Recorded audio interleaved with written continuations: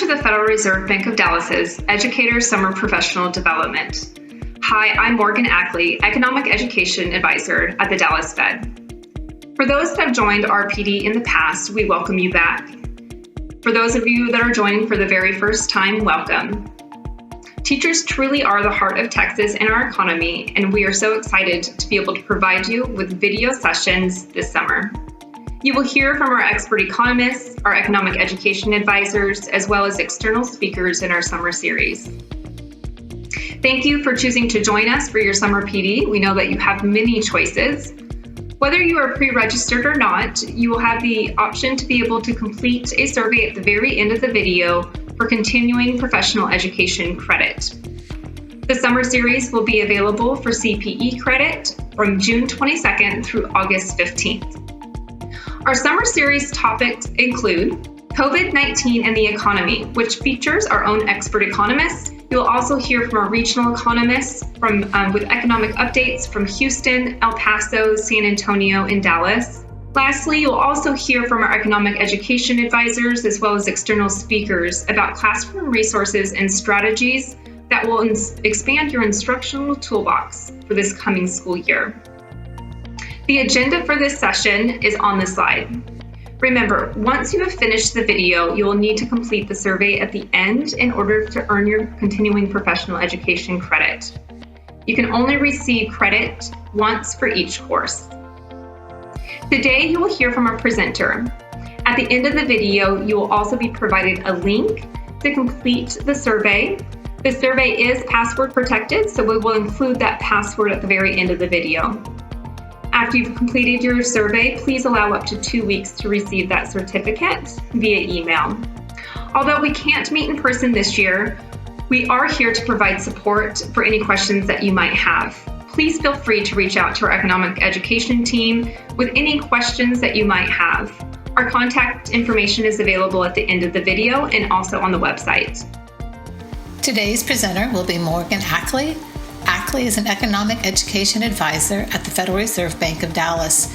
In her role, she supports educators across the 11th District with professional development trainings and writes curriculum for educators in the areas of economics, finance, and college and career education. Ackley started her career in Woodinville, Washington as a high school teacher and college and career counselor. She taught classes in AP Microeconomics, AP Macroeconomics, Business, Marketing, and Finance. Prior to joining the Dallas Fed, Ackley was a teacher in the Frisco Independent School District. Ackley holds a master's in economics and entrepreneurship education from the University of Delaware. Welcome to the Building Wealth Financial Literacy Lessons session. I'm Morgan Ackley, Economic Education Advisor at the Federal Reserve Bank of Dallas. Before we begin the presentation, I wanted to let you know that the views expressed are my own and do not necessarily reflect the official positions of the Federal Reserve System or the Federal Reserve Bank of Dallas. The agenda for the session on building wealth will include an overview of what is building wealth, if you're not familiar with it, the resources that are available, connections to the Texas TEKS, the lesson topics that you can find in all of building wealth lessons. Then I will highlight the new lesson plans that are currently being developed to accompany the building wealth publication, as well as free resources and where to order them. Before we get started into the heart of building wealth, I think it's important to cover the why. Why is financial education so important for students to learn now? So to give you a little bit of a background, since 2013, the Federal Reserve Board has conducted the Survey of Household Economics and Decision-Making, which measures the economic well-being of U.S. households and identifies the potential risks to their finances. As of early April 2019, 18% of adults said that they could not pay all of their current month's bills in full, with greater difficulty in paying bills among those that are laid off or working fewer hours. Nearly 3 in 10 adults were either unable to pay their monthly bills or one modest financial setback away from failing to pay the monthly bills in full. 12% of survey respondents said they could currently cover their current bills, but would not have been able to do so if they faced just a $400 unexpected expense. 55% of people under age 30 who went to college took on some debt, such as student loans, for their educations. Repaying this debt can be challenging. 17% of those with education debt were behind on their payments in 2019. The survey of households on the previous slide focused on adult populations. However, the Pew Research Center, which is a nonpartisan fact tank that informs the public about issues and attitudes and trends shaping the world, released studies from the 2019 about financial impacts to teens and young adults. In this study, they found that 32% of students with school loans are living comfortably, and 51% of students without school loans are living comfortably. So you can see that those that actually went to school and had to take out loans might be struggling financially at a greater percentage than those that are actually going to school and taking out no loans. They also found that 34.6% of teens had a job last summer. As recently as 2 decades ago, roughly half of all U.S. teens could expect to spend at least part of their summer vacation working for pay. But the share of teens working during the summer has tumbled since 2000. Only about a third of teens, that's the 34.6%, had a job last summer. If teens are not working and earning money in high school, there can be less opportunities for them to develop spending and savings habits, which can influence their financial decision making.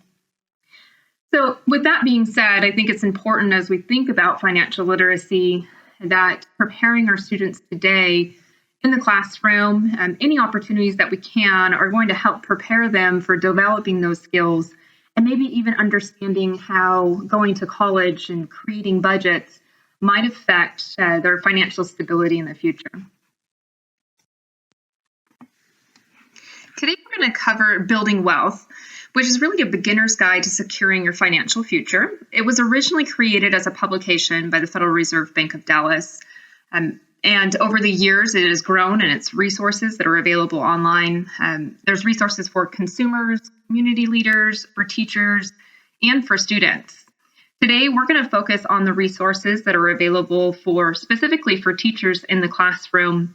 And all of these resources are free. The publication is available online and it can also be downloaded as a PDF, or you can order free copies of the print publication for use in your classroom. I wanted to let you know that all the teacher resources and lesson plans are aligned to the Texas TEKS in personal financial literacy. If you're not aware, there are financial literacy TEKS and courses in math, grades K through 8, economics course that's found in the senior year, many career and technology courses such as Money Matters and Dollars and Cents. And there's also personal financial literacy that you can find in the middle school career exploration courses. And of course, that elective senior course, personal financial literacy. The best part about financial literacy TEKS being found in so many classrooms are students are having the opportunity to be exposed multiple times to these concepts. Now, here's the downside. Not all teachers are aware of this. So I would encourage you, if you're going to be using the Building Wealth lesson plans in your class, to reach out to the different departments in your building just to make sure that what you're covering is different from what they might be, and maybe that you're not both using the same materials like Building Wealth for the same lessons. Nothing is worse for students than seeing the same PowerPoint presentation used in multiple classes at the same time. So I would really encourage you to just open and have that conversation. Not only is it for best practices, but reaching across departments and understanding that there might be other people in your building teaching the same exact financial literacy standards that might be in your course. If you don't live in Texas and are joining from somewhere else today, we also wanted to let you know that these lessons are aligned to the National Financial Literacy Standards as well.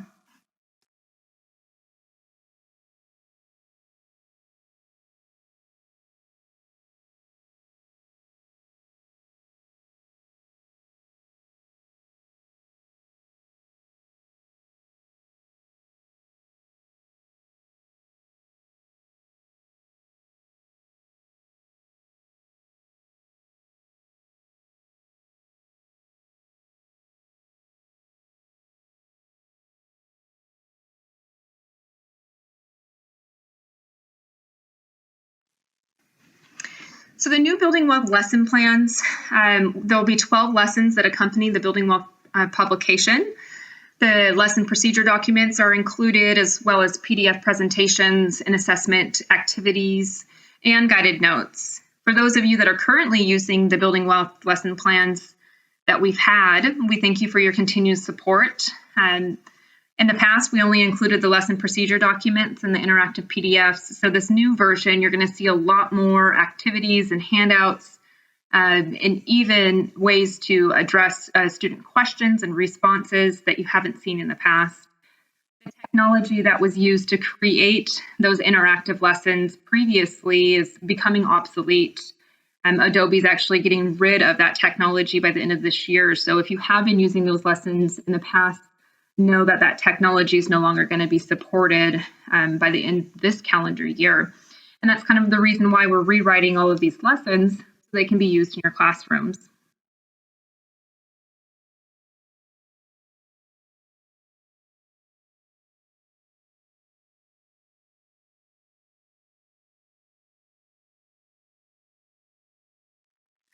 The first 3 lessons are general and include tools all students can benefit from. During these first 3 lessons, it could also be used to level set what prior knowledge and experiences your students come in with. Some students might not be familiar with the vocabulary or have a different exposure or no exposure to the U.S. financial system, money, and savings. The lessons do not build on each other. Rather, you can pick and choose what lessons will work best for your class. The lessons follow along with the units found in the Building Wealth publication. The first unit is all about learning the language, and students will be exposed to the concepts of assets, liabilities, net worth, and the balance sheet. The second lesson is all about developing a budget and setting SMART goals. As we move into the heart of Building Wealth, the savings and investment pieces, this would be the biggest chunk that you would see as far as the Building Wealth lessons. It includes concepts like putting it in the bank, owning versus renting. I think the owning versus renting is a great lesson that you can embed into any, maybe even senior level course. At some point, your students will move out of their parents' home, or hopefully will move out of their parents' home, and sign a leasing agreement for the first time. Identifying the responsibilities and risks of being a renter and comparing the cost and benefits of renting a home are skills that all students can benefit from. It also continues with stocks and bonds, as well as diversification and investing for a lifetime. The risk and return unit, this might be a great one that you could add into maybe, say, an entrepreneurship course. It's really hard for students to understand the risk and return of a business if they can't apply it to their own decisions first. The 10th unit is all about using your credit wisely. So understanding credit and how to build it, and where students can access their credit report. According to an article written by Experian in 2017, they were alerted to over 25 to 30,000 fraud cases that year, with approximately 17% targeted at children. Child identity fraud or theft will affect 25% of kids before turning 18. The next lesson, lesson 11, is all about are you credit worthy, and understanding a little bit more in depth about credit and how to build it. Finishing out the Building Wealth lessons is protecting your wealth with an insurance unit. And if you don't teach a financial literacy course, these lessons can be embedded into your current teaching calendar. Many teachers will spread the lessons out over the fall semester, or even if you're teaching an AP course, you can add them in the few weeks you have left after the AP exams. We know all teachers are strapped for time between state testing, district benchmark assessments, and covering required TEKS, but the lessons in Building Wealth will help prepare students for life skills. And at the end of the day, adding life skills and going beyond the required TEKS is something you can do with these lessons. During today's session, I wanted to walk you through the first lesson of Building Wealth. As we rewrite all 12 lessons, each lesson will cover a different topic, but what you can expect to find in each lesson will remain the same.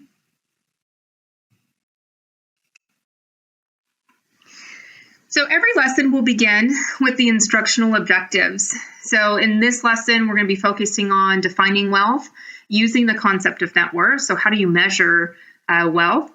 And using a balance sheet, distinguishing between wealth creating assets and other types of assets. In the first lesson, it starts off with the typical millionaire quiz.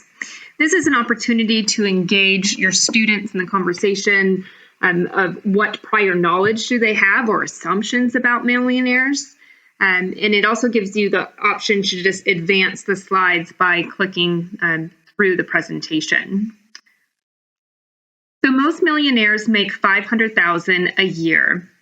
So as you go through this slide, you actually have the option of clicking on the true or the false button.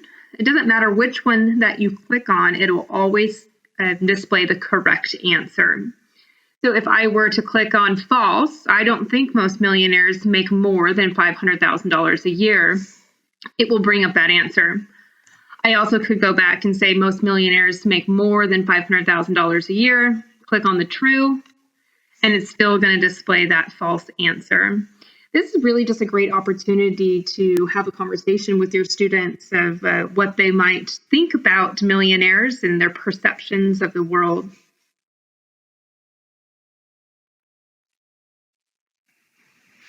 I just wanted to preview a couple of the questions that you're going to find in the lesson. So this is the next question that you'll see. Students who earn a degree or certification earn more than students with just a high school diploma. Once again, you can still click the true or the false. Regardless of which one you click, it'll still display the correct answer. So the answer is false. The average college graduate earned 79% more than the average high school graduate. Once again, the best thing about financial literacy are those conversations. Why is it important to continue your education and have that conversation with your students in class? You'll also notice that the footnote said people with professional degrees earned about 292% more than high school graduates. So although I'm only going over 3 of these questions, know that there's about 8 of these questions in the lessons. So in this one, it says people who are self-employed rarely become millionaires. So the answer is actually false. So 50% of millionaires are self-employed. So, just that understanding of, what do students think as they come in and level setting about maybe some of this focus. The next quiz question is millionaires usually drive new cars. A lot of times our students' perception of what millionaires are, or maybe what they see on the TV, or professional athletes or celebrities or movie stars and their fancy vehicles that they might drive. And so the question on this one is false. 50% of millionaires drive a car that's at least more than 2 years old. So understanding that not all millionaires, one, are going to buy a brand new vehicle, and 50% of them are actually driving a vehicle that's more than 2 years old. The last question that I wanted to go over with you today is many millionaires drop out of college to start work.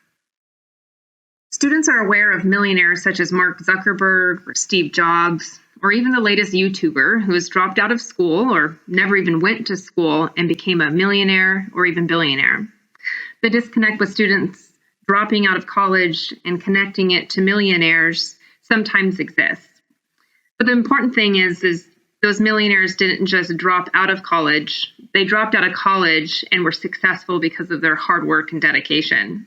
These people used marginal decision-making to make a choice that was best for them, which, by the way, marginal decision-making is in lesson 2 of Building Wealth. So this question is false. Really, when we take a look at millionaire statistics, 4 out of 5 millionaires are college graduates. 18% have master's degrees, 8% have law degrees, and 6% have PhDs.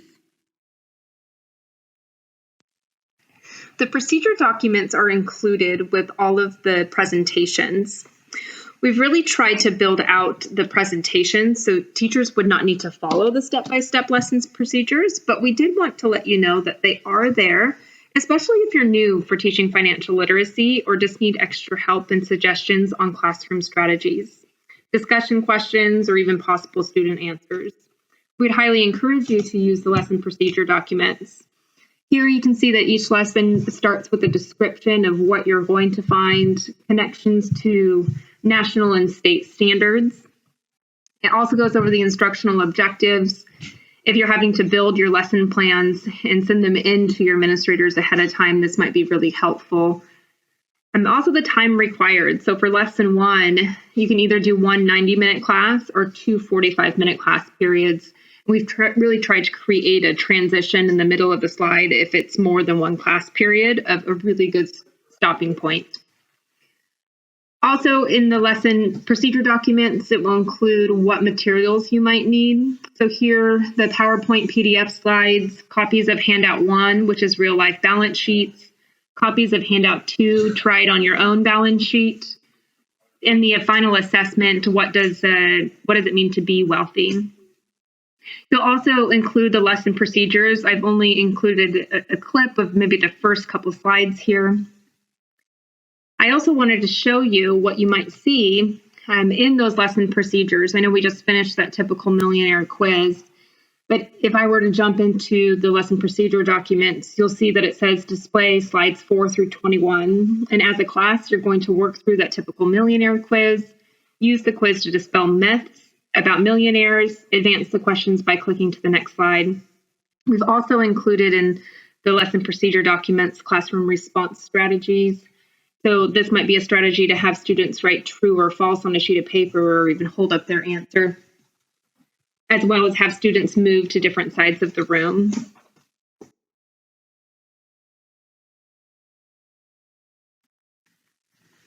After the millionaire quiz, it jumps into a brainstorm of wealth. So what does building wealth mean to you? Wealth's going to be defined different for every student. It's really important to make sure that we're sensitive to different backgrounds. After the building wealth brainstorm activity, the presentation goes into the definitions and the vocabulary of what they're going to see. So here you can see the example of what you would find on the asset slide. The definition: an asset is anything you own that has commercial or exchange value. So this might be examples of, money that you have in a savings, land, computers, vehicles. In the lesson procedure documents, we've also had some other examples that students might say, like collectible items, gaming consoles, money in a piggy bank, sports equipment, bicycles or shoes are all examples of what they might own that have some type of monetary value. The classroom response strategy, you'll find again in the lesson procedure documents. Here we suggest that students write the name of the assets, the things that they own, and post it on notes and place them on the board. And really, this is just an opportunity for you to then later sort it into wealth creating and depreciating assets. So if we were to take a look at the liability slide, it even has suggested questions for students' discussions. Kids might have a really hard time identifying different types of liabilities and engaging in that conversation in the classroom. So even rephrasing, let's say if we're on the liability slide, who do we owe money to? We've included that in the lesson procedure documents to help guide that conversation in your classroom.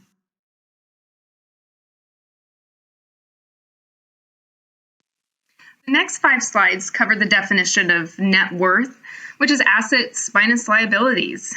So it covers, what is an asset, what is a liability, and also kind of deep dives into those wealth creating assets and depreciating assets.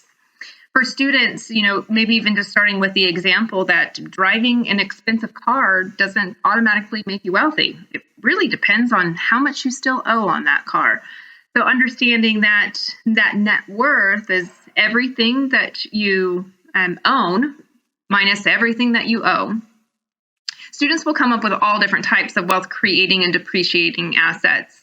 For example, my students always used to use the examples of shoes as wealth creating assets. They would buy a limited edition sneaker and not wear it, store it, and then sell it for a higher price at some point in the future.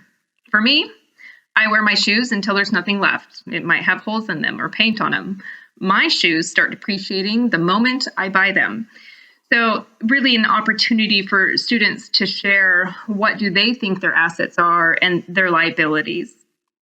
Also, just to let you know that intellectual property, we've added that into the lesson procedure documents because it can be considered an asset, and it might be something that a student would suggest, such as a patent or a copyright or a trademark, if they have market value. After reviewing the definitions of assets and liabilities, students will then go into an activity, a classroom activity.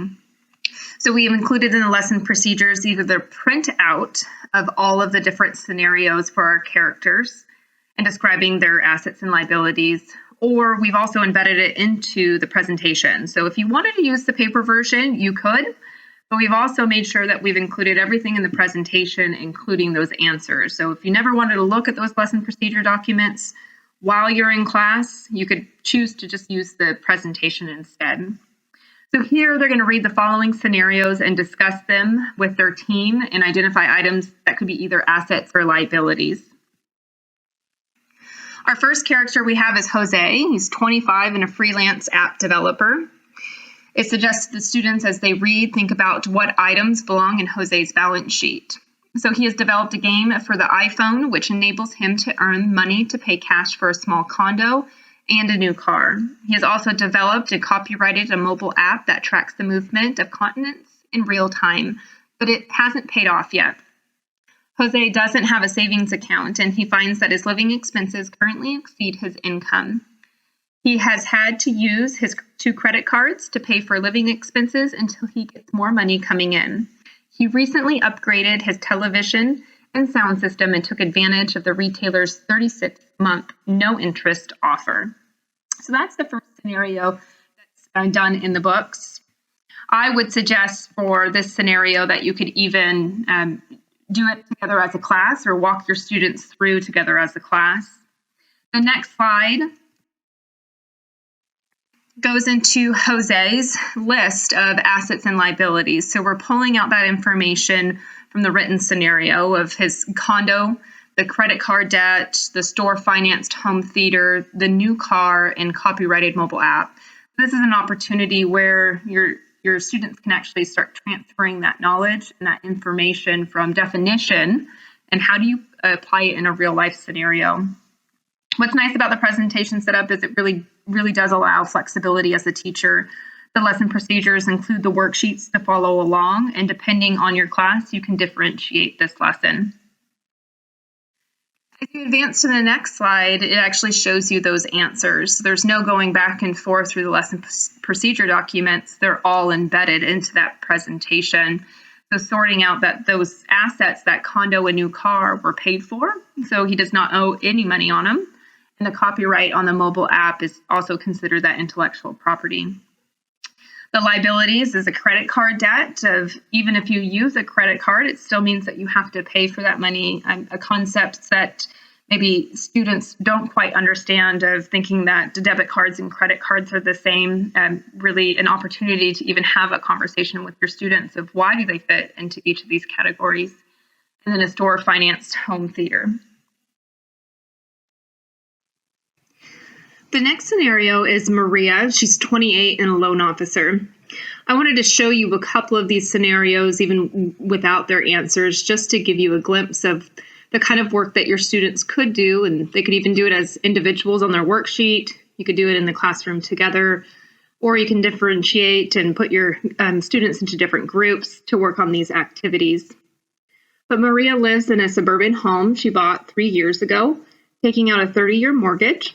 She's a single mom with 2 kids. Maria has a car and owes payments for the next 2 years. She also has a student loan that is not yet paid off, but she has been contributing to a retirement account since she was 22. Each scenario is going to be a little bit different. We've tried to vary them across age ranges as well as careers. Just examples of financial situations that different people might see themselves in.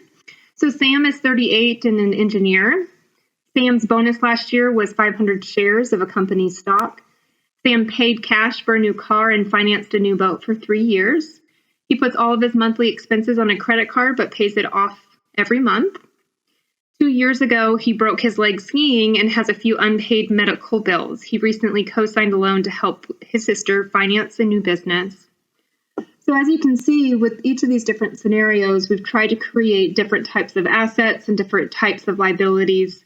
And it gives an opportunity for you to have that conversation once again with your students about the choices that people make or even talking about what are 500 shares of company stock and is that considered an asset. I wouldn't be doing these activities or even these handouts as a formal type of assessment.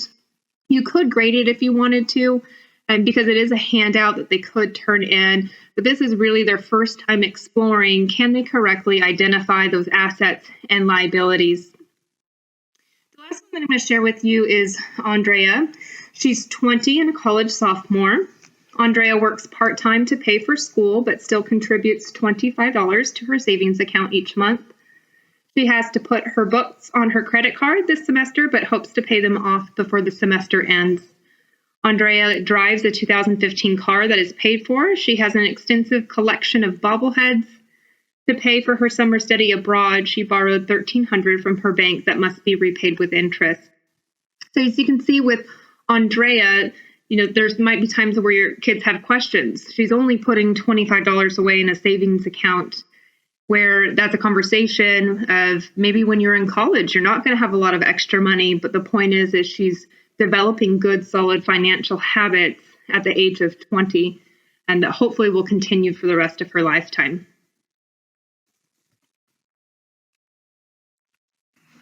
The previous activity was about identifying assets and liabilities, and they would go through 8 different scenarios that we saw for Jose. We also have in total 8 different characters and different backgrounds and different stories for them to be able to sort those assets and liabilities. Next, we created another activity that allow your students to transfer their knowledge into a balance sheet. Here we have Sandra's balance sheet. This is the first time they will see a balance sheet, and it also includes wealth building and depreciating assets. So in this slide, you would go over the table of expenses with your students and identify where would they fit into the balance sheet. You can also have students share their answers. And really, depending on the time that you have, it also leaves the chance to have a discussion about some of the new vocabulary words, such as a bond. Although we have not covered the definition of a bond yet in the lessons, you can either take the time to do so or just let students know that there will be an entire lesson on bonds that are coming up.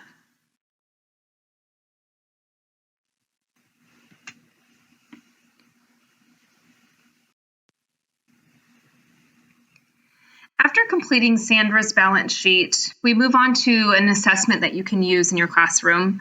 The assessments can be a formative or a summative. They don't even have to be graded, but can be included just as a check for understanding. So here we have Daniel's balance sheet. The setup is the exact same as Sandra's balance sheet, but we'll notice that the descriptions and the amounts have changed.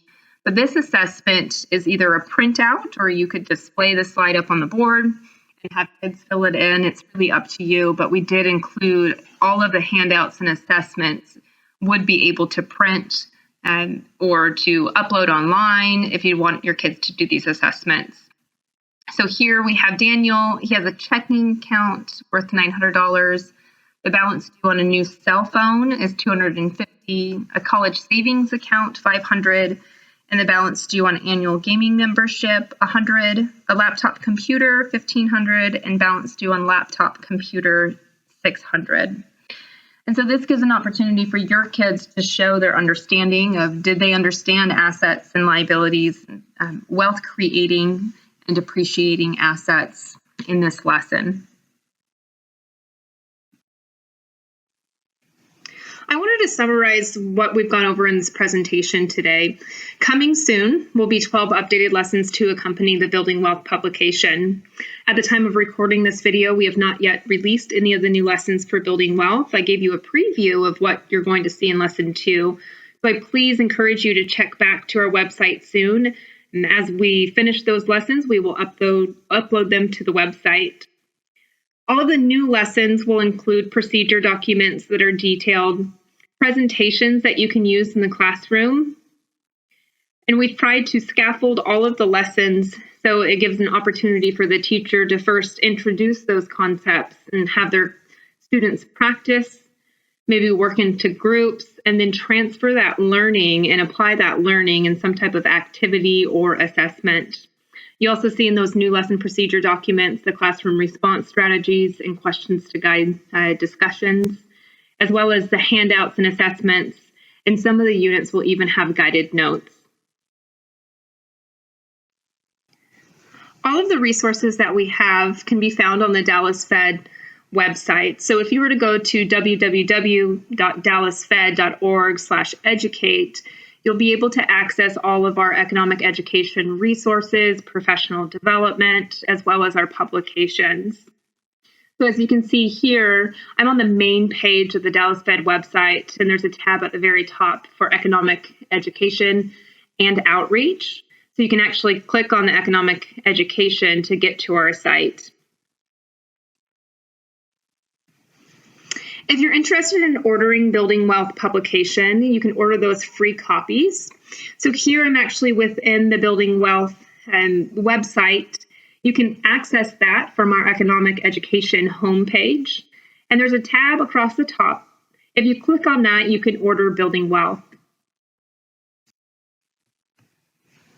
So here is the order form for Building Wealth. If you were to click on the previous slide and click on order those ones, it will bring up a form that you would have to fill out. On the order form, you can order up to 50 Building Wealth publications. You will not need to order the publications in order to teach the financial literacy lessons that we have developed, but it can be used to supplement your own knowledge or even incorporate additional pre-reading into your classroom. If you do want to order a classroom set, I do want to point out that currently we're not able to ship to P.O. boxes. And if your school campus is currently closed, you can choose to just ship them to your home. We do have a limit of 50 publications, so if there was ever a need where you would want to order more than 50 publications, instead of maybe having a classroom set, maybe one for each student, please feel free to reach out to our economic education team so we can help support you. The Building Wealth publication is also available in Spanish. So if you'd like to order some copies for your students or even your parents, we encourage you to do so. And a lot of teachers might use this as a parent resource to be inclusive of all of our families. And it might even be something that you have out at the beginning of the year when there's open house. It might be a publication that's available for parents to take if they're interested. So you can always order the English version as well as the Spanish version. Thank you for watching this presentation on Building Wealth Financial Literacy Lessons. We're really excited to be able to bring you 12 new updated lessons that you can use in your classroom. If you have any questions, please feel free to reach out to either myself or Susan Kaiser. Although I'm based out of Dallas and serve San Antonio regions, I can also answer questions on financial literacy from anywhere that you might be located within the 11th district. Susan Kaiser is our Senior Outreach Advisor. She's located in Houston and also covers the El Paso region as well. So please feel free to reach out if you have questions or even need support in teaching courses. And we really appreciate your time and look forward to seeing you in the future in person soon. Thank you for joining our summer virtual PD session. Please use the link in the survey password at the end of the video to complete the survey and questions. In order to receive that CPE credit, you will need to complete the survey after watching this video, and please allow up to 2 weeks to receive that certificate via email. We look forward to hosting you at one of our 4 locations next year and continuing to support you virtually in the meantime. If you have any questions, please feel free to reach out to anyone on our economic education team. Thank you for joining us this summer.